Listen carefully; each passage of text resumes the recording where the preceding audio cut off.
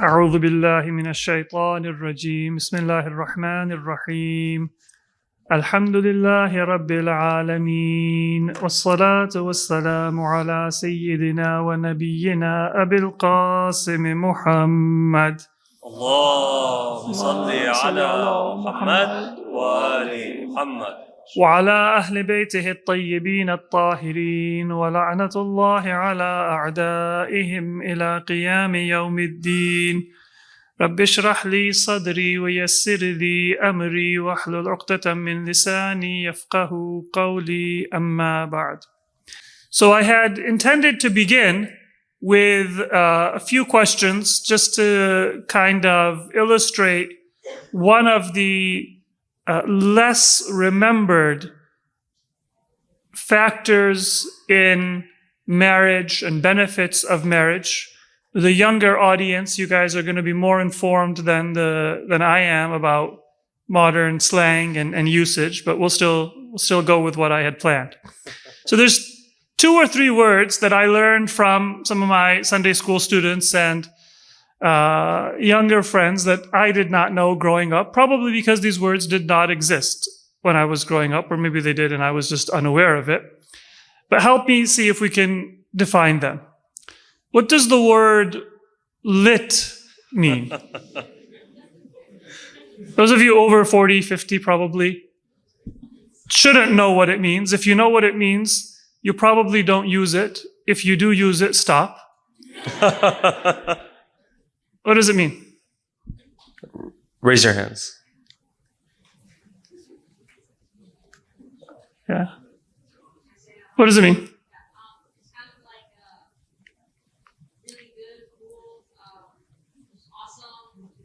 See, those are all perfectly normal, acceptable words. Cool, good, awesome. There really was no need to invent a new word for it, but you guys went and did it. All right? We're an innovative generation. A very innovative generation, yeah. What does sus mean?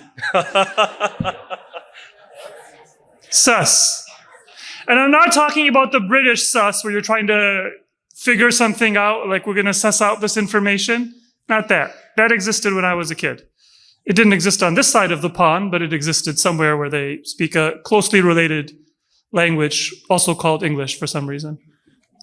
But before we pick on someone, I just want to say as a member of that generation, there are multiple definitions. Please remember we are at an Islamic conference, please.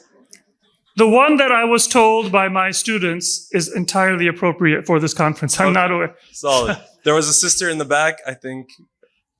Yes, sister? There we go. Okay. Exactly. That's the one that I'm familiar with. Suspicious.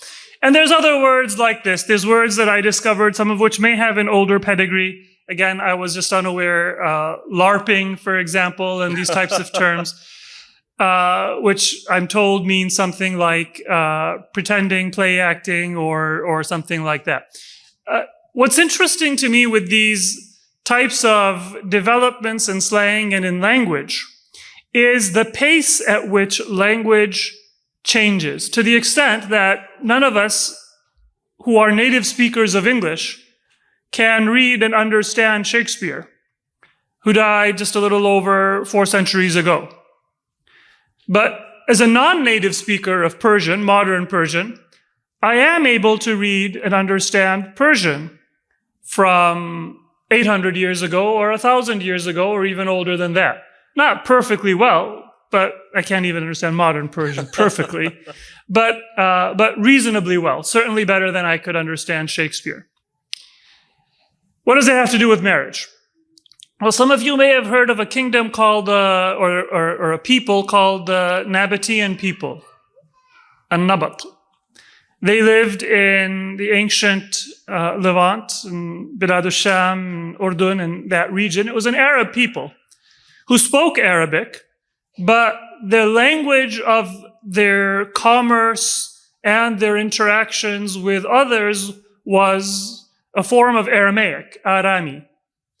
And in that area, on the frontier of the Roman world and the Persianate world, in Persia as well, Aramaic was a language of commerce and governance.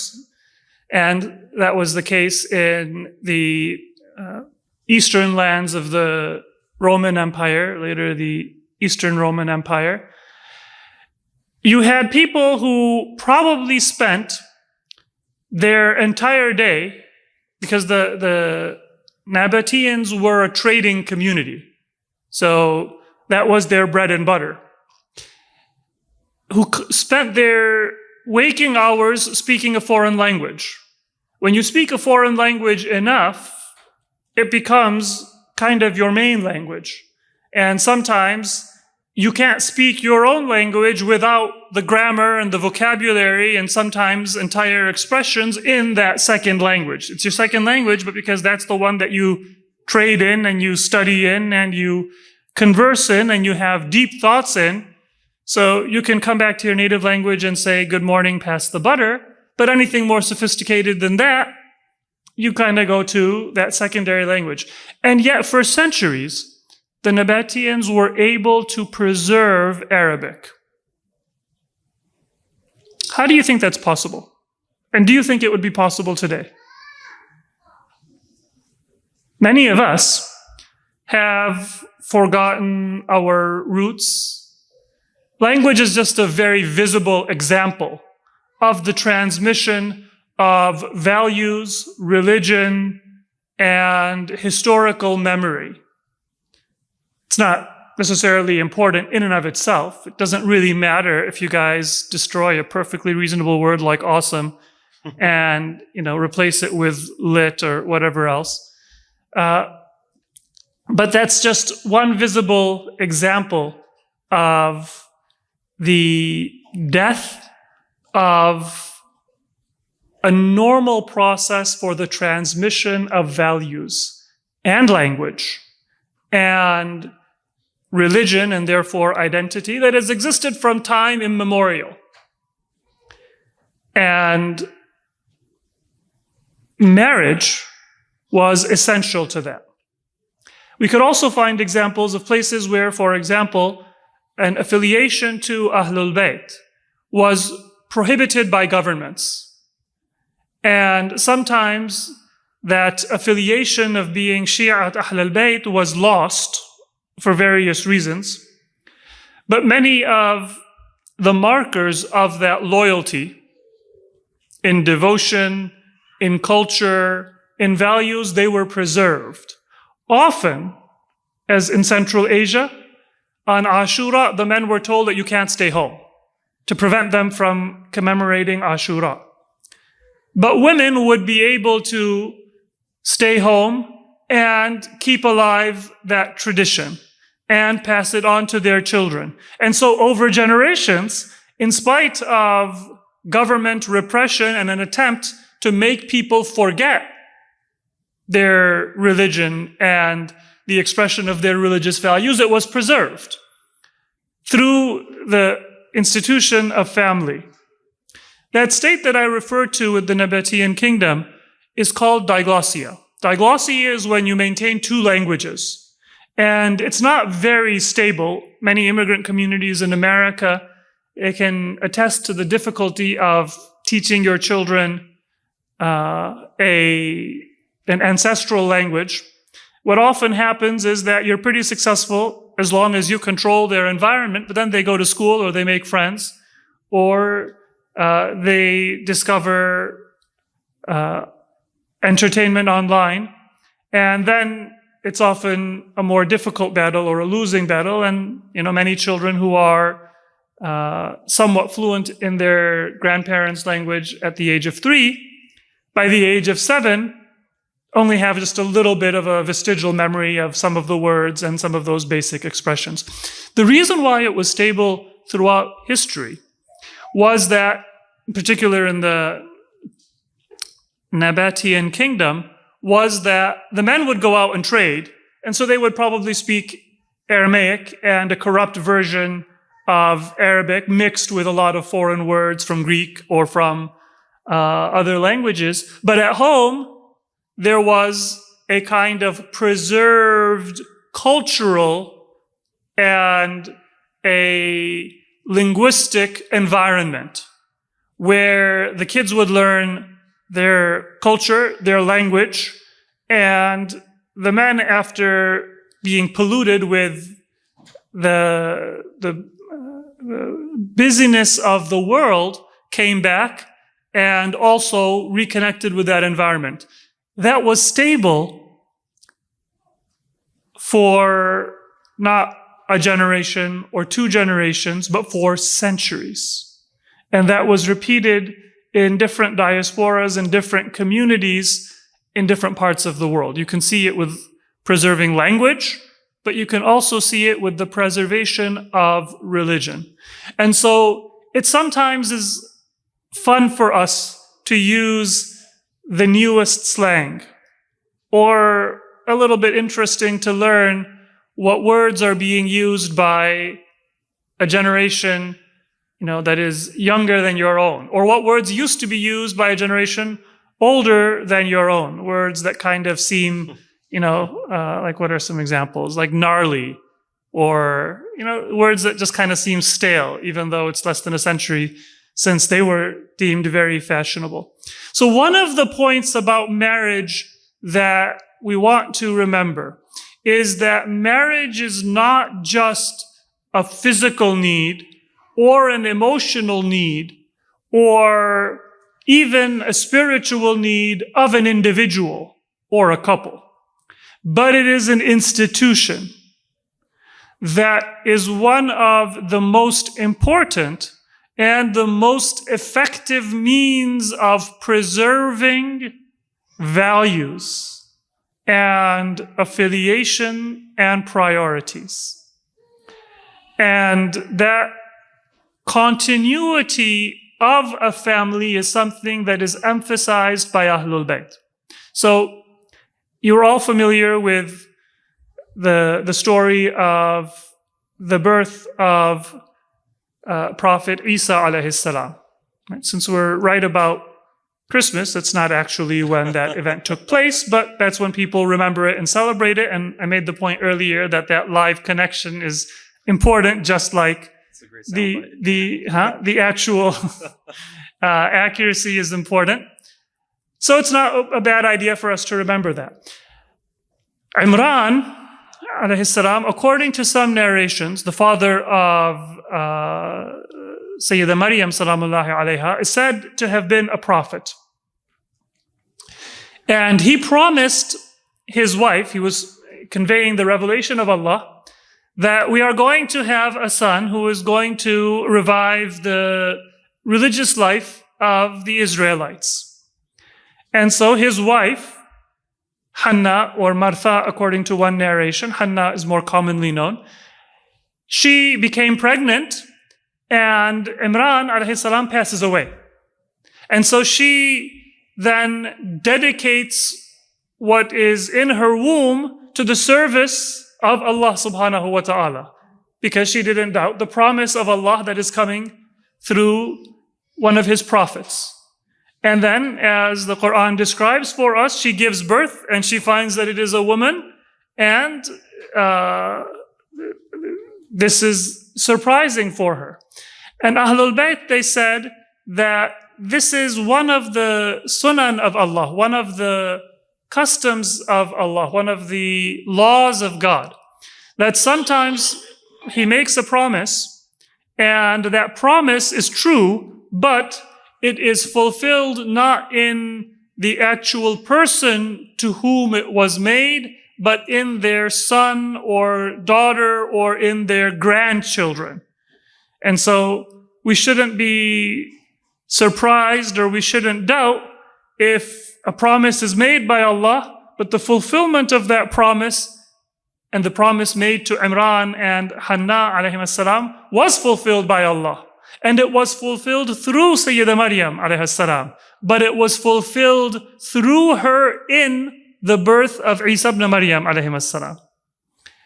So that is a reminder from Ahlul Bayt about the continuity that is represented within the institution of marriage. And for followers of Ahlul Bayt, it is an important part of our religious teaching and upbringing, that the establishment of Islam and the manifestation of Islam is through a blessed family. Tomorrow we'll talk how we're not going to say the word holy family because we consider them to be the Ahlul Bayt of Tahara.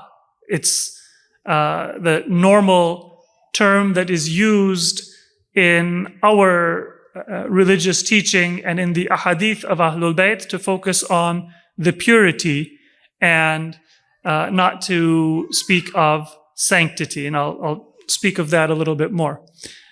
But in the event of Mubahala, the Quran says that you are going to now bring the people who can represent Islam. And our Prophet Muhammad sallallahu alayhi wa alayhi, Allahumma salli ala Muhammad wa ali Muhammad. In place of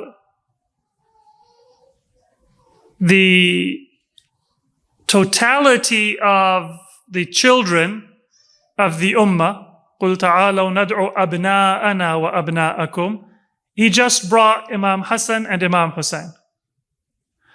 And even more surprisingly, in the answer of the totality of the women of the Muslims, وَنِسَاءَنَا وَنِسَاءَكُمْ, there was only Fatimah al-Zahra alayhi salam. And then, of course, Imam Ali, he came not as the abna, and certainly not as nisa, but وَأَنفُسَنَا وَأَنفُسَكُمْ, as the self of the Prophet. So the manifestation of Islam, and this is not just a message to the Christians of Najran, but it is a manifestation of the way in which the teachings of Islam come to their fullest fruition, and that they will be preserved, and Islam in the form of a family becomes an institution that is going to spread the teachings of Allah to the world, and that will establish and fulfill the promise of Allah for the elimination of evil and injustice and the establishment of truth and justice in the world. And just as that purified family is going to do that on the level of the global story of humanity, it is through the adoption of that model of religious practice and teaching that any individual Muslim can also fulfill that role.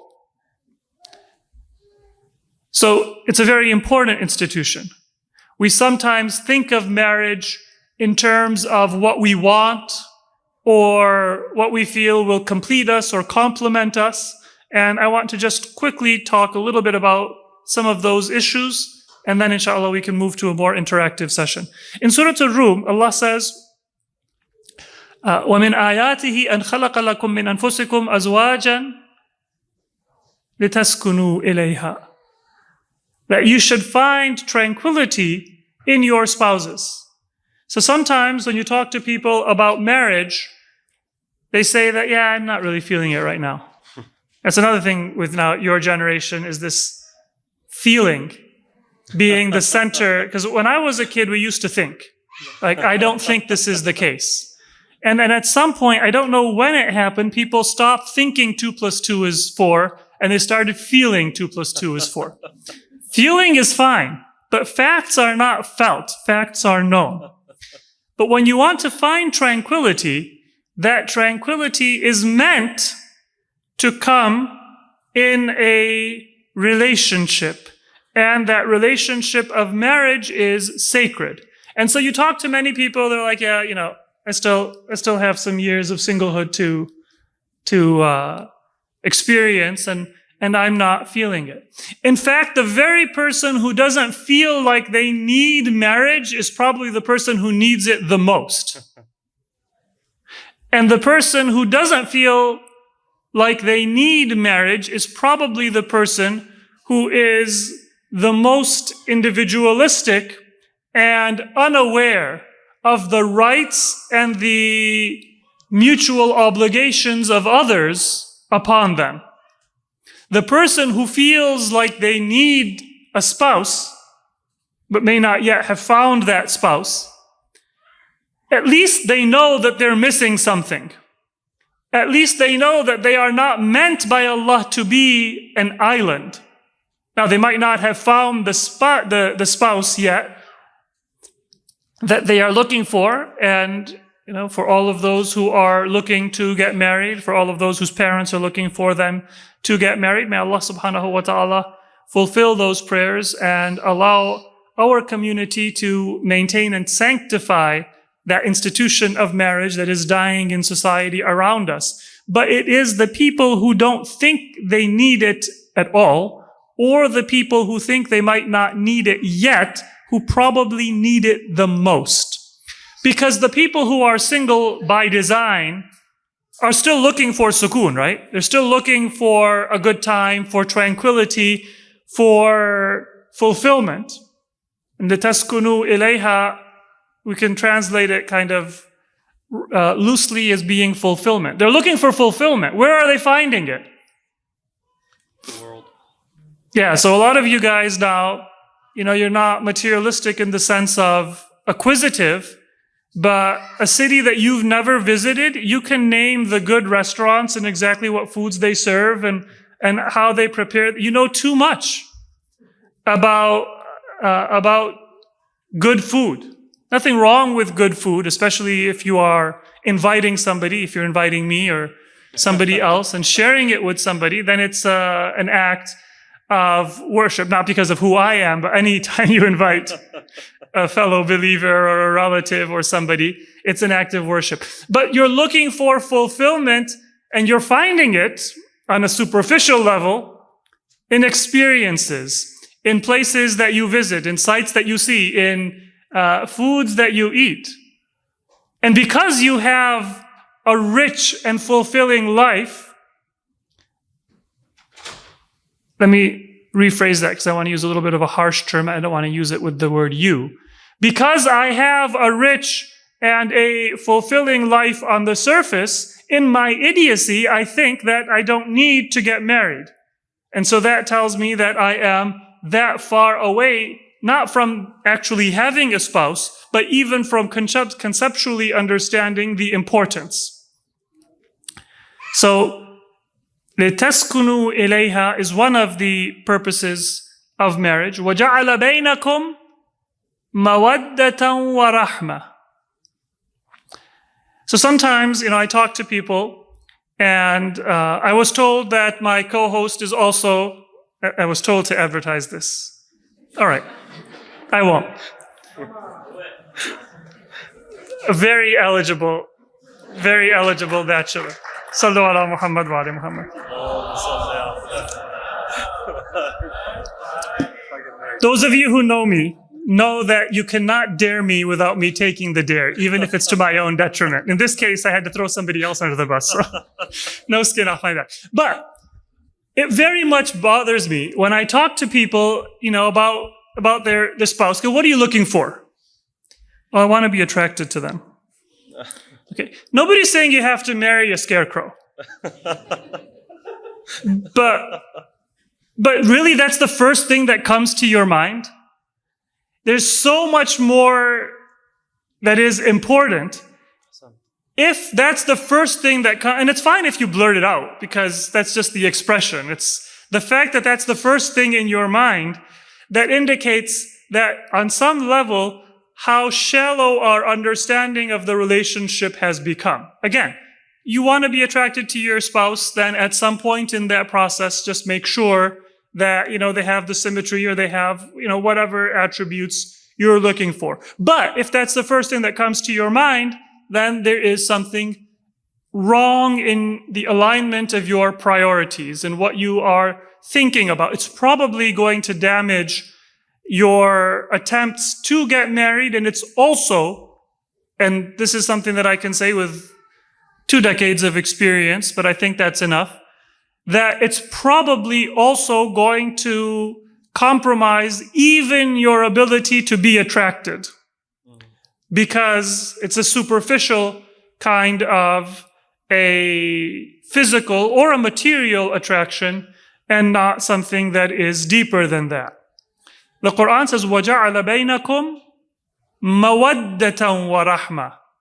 The reason why this is a sign of God, and the reason why this is something that can give you sukoon and fulfillment and tranquility, is not the material attraction, although that is part of a healthy marriage, and it actually grows with time, rather than sometimes weakening with time, because the physical attractiveness of people generally does not increase with age. Even with modern interventions and procedures and cosmetics or whatever else, it certainly does not increase. But the attraction that is rooted in something deeper does. وَجَعَلَ بَيْنَكُمْ مَوَدَّةً. There is, and mawadda is the same word that is used for our love of Ahlul Bayt. That's al-mawadda, which is in reality the totality of love, with the definite article. And this is mawadda, which is what we can say is a reflection, a ray of that love that shines into a relationship. Wa rahma, and then you have a mercy and a compassion for your spouse. When you get old and busy and grumpy and you find out certain things that, are a little bit perhaps difficult to deal with, well, that is where the rahmah comes in, and you honor your shared history and memories and the sanctity of that relationship, and it keeps you together even through the difficult days and the stressful days. So what are we trying to remember from that verse? It is telling us that marriage is not something that should be taken lightly. It is not something that we should think about when we feel we're good and ready, but rather it is something that we should prepare ourselves for.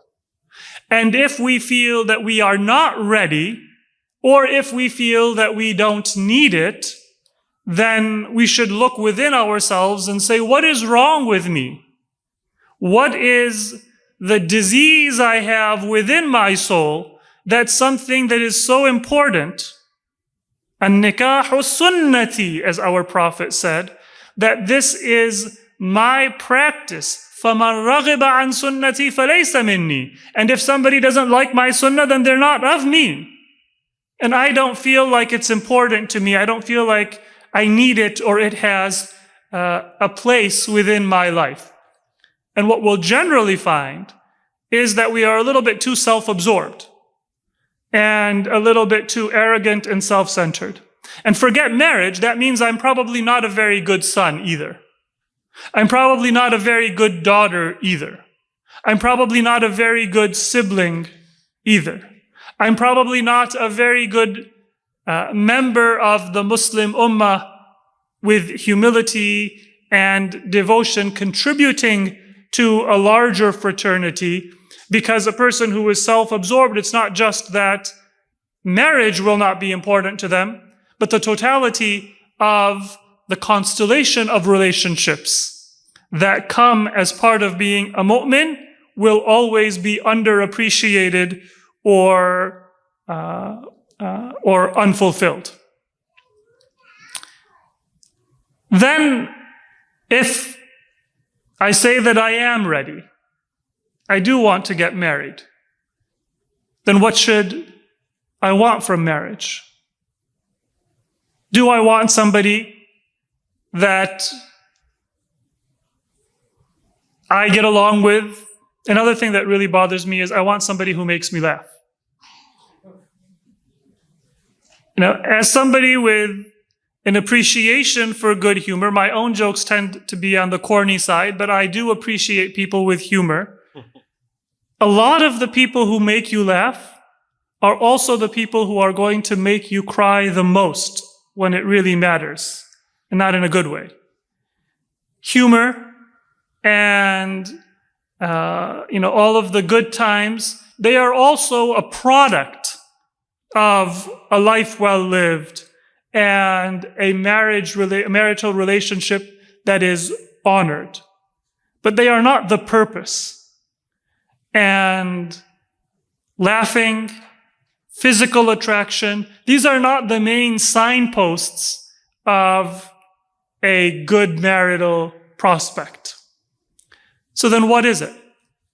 It is said that when Binyamin, and I'm moving now towards the end of my introductory comments, when Binyamin was reunited with Yusuf alayhi salam in Egypt, Prophet Yusuf alayhi salam asked, so what is going on back home?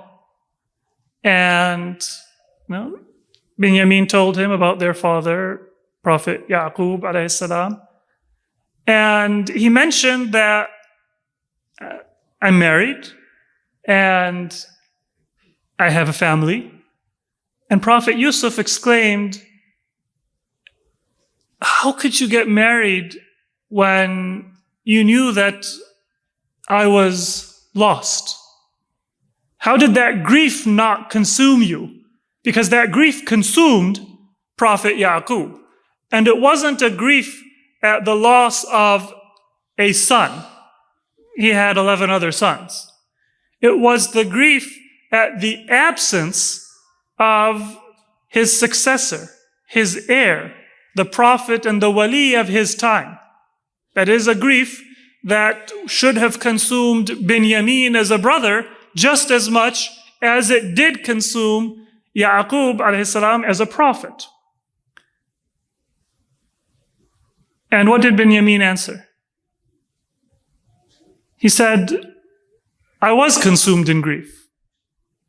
And our father told me that if you are able to get married and to have a family and to produce offspring that give weight and blessing and meaning to this earth by saying La ilaha illallah, by remembering God and worshiping the one God, and carrying on the legacy of Prophet Ibrahim and the legacy of Tawheed, then don't pass up that opportunity. So that is the essence.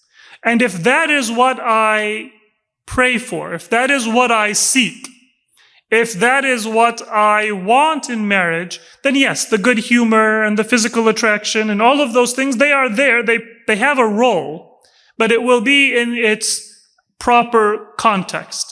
And what you will find is that the relationship is built on a foundation that is deeper than just those superficial characteristics.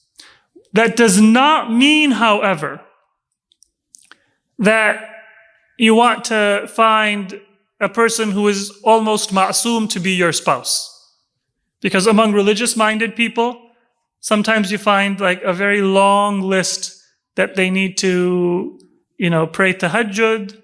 They have to be fluent recitation of Quran. They have to have, this requirement, that requirement. Their dream must be to do ziyarah every opportunity they get when they're not at work.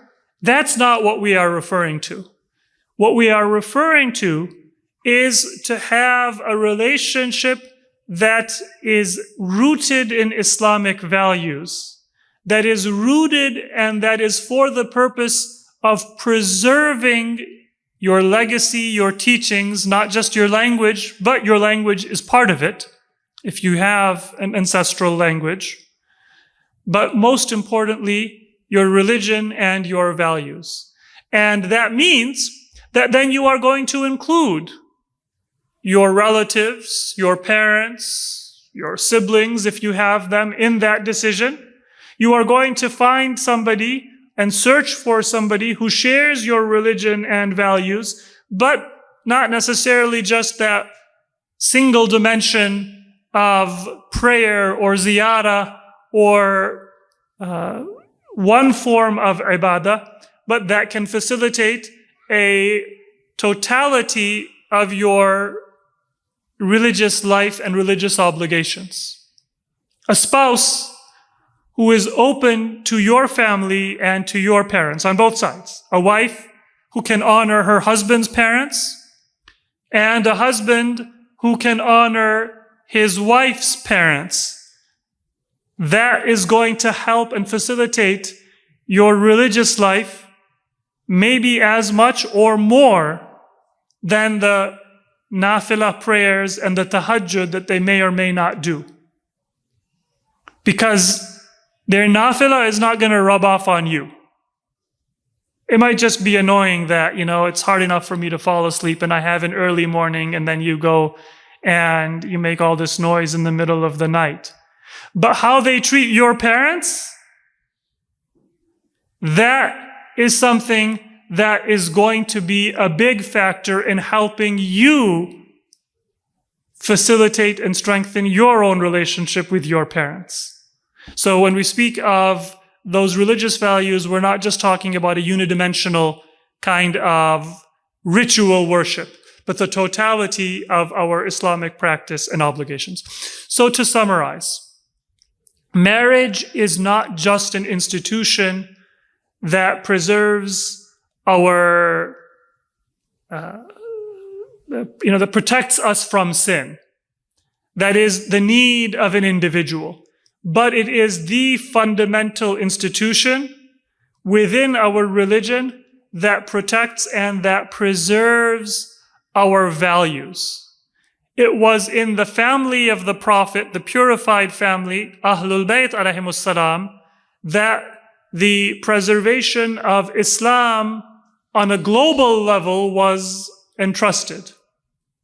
And a microcosm of that preservation is for each of us to center our religious life and the creation of our own religious legacy upon the establishment of that family unit.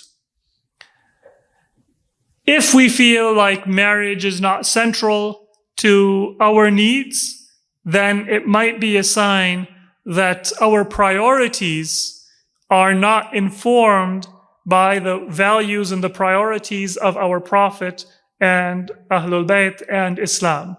But perhaps we are too individualistic or too self-centered. And if we do want to get married, but we are thinking of other things before the preservation of that religious legacy and that connection to Allah subhanahu wa ta'ala and continuing that legacy in our lives and in our families, then it means that we have made that relationship shallow rather than the true meaning and the true depth of what a family is supposed to represent. The concluding thing I will say is, as parents raising children, as individuals existing within this world, one of the greatest acts of worship that you can do is to make yourself be a worthy spouse.